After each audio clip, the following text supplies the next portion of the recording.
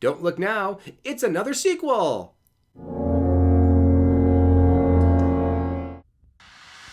It's the J. Craig Movie Review.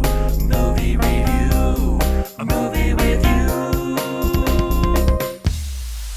Hey everybody, welcome back to the J. Craig Movie Review. I'm Jay, and I saw Kingdom of the Planet of the Apes.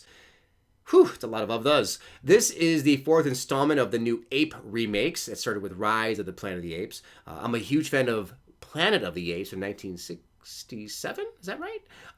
So Charlton Heston, it's a classic for a reason, folks. Yes, it's dated, but it is a classic. Love that movie, and I really love Rise of the Planet of the Apes. My favorite movie of all these remakes. Surprising, it's the first one. It's a phenomenal movie. It's very emotional, very impactful, very powerful, very emotional movie for me. I have a hard time watching it. I own it, but now I can't watch it because it's just too much. It's too much. So was not really a big fan of Dawn or War of the Planet of the Apes. I kind of can't really differentiate which one's which. They're both the kind of same to me. The thing that stands out in all those movies is Caesar. Okay, Caesar is just phenomenal in those movies. How he's able to really come out and become a real character is phenomenal. So I like him for that, but I love Rise of the Planet of the Apes. So this is Kingdom of the Planet of the Apes. It's the fourth installment. It's directed by Wes Ball, who is of the Maze Runner movies, which I did not see. But this also stars a bunch of people who I don't know. One is Owen Teague, who is from the It movies. He plays Noah, the main ape of our story. And then there sounded like Lawrence Fishburne, but it wasn't. Sounded like somebody else, but it wasn't. Kevin Durant, and then who I'm familiar with, I think, but can't really place him. And then a human by the name of Freya Allen, I believe. She plays the human of the movie. So this movie, also William H. Macy, he plays another human in the movie. This movie takes place 200 years after the events of War of the Planet of the Apes, give or take, several generations in the future. Caesar's long gone, and so most of the apes have kind of forgotten about Caesar and his teaching. Some of them still abide by his teaching, and some of them have weaponized his name and used Caesar as a kind of different thing. So this movie takes place in a really amazing setting because it's the world overgrown.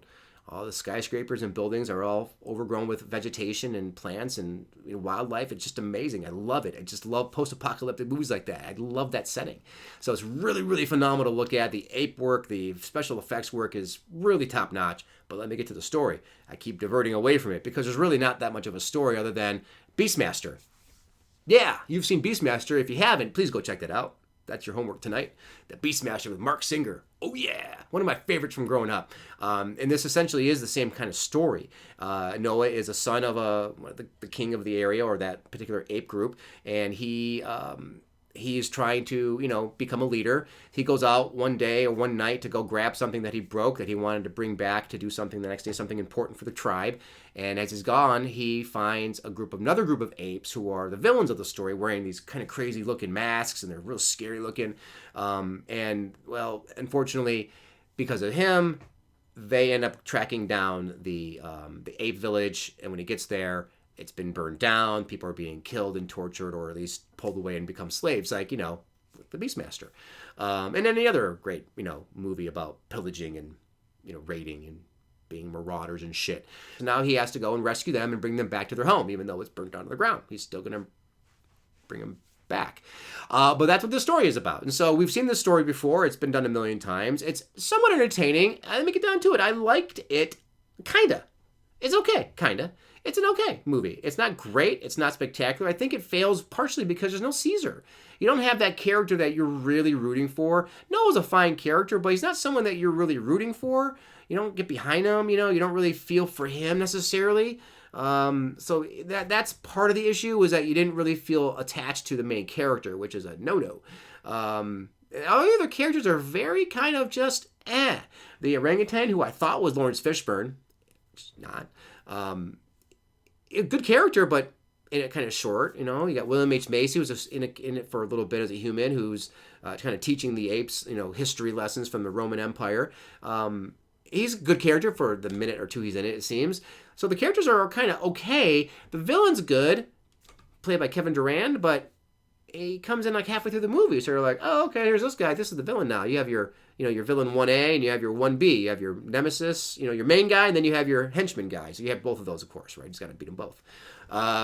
there's, like I say, it's kind of a paint by the movie's number. We've seen the movie before. I think the most astounding thing about it is special effects work. It is a phenomenal looking movie. So go for it for that. There's some okay moments. There's some great scenes. I just felt the story was just kind of, okay, I've seen this. It's okay. One thing I really didn't really grab or really understand was the human. You have this, humans aren't supposed to be able to talk anymore. Like the virus that came out in Rise was preventing humans from talking, and apes can talk and humans can't. So it reversed everything, right? And that's how it became Kingdom of the Planet of the Apes. So they talk about how humans can't talk, but yet this one comes out and Nova or May or whatever you want to call her throughout the movie, they changed it a couple times. She can talk. It's like, well, how can you talk? And now there's a group of people who can talk? Like, how did that happen? But they don't go into that. Maybe that's the next movie, People of the Planet of the Apes. Humans of the Planet of the Apes? I don't know. Maybe that's the next one. But I didn't understand the ending. Telescope, the voice. I don't know. I just was kind of like, oh, that's...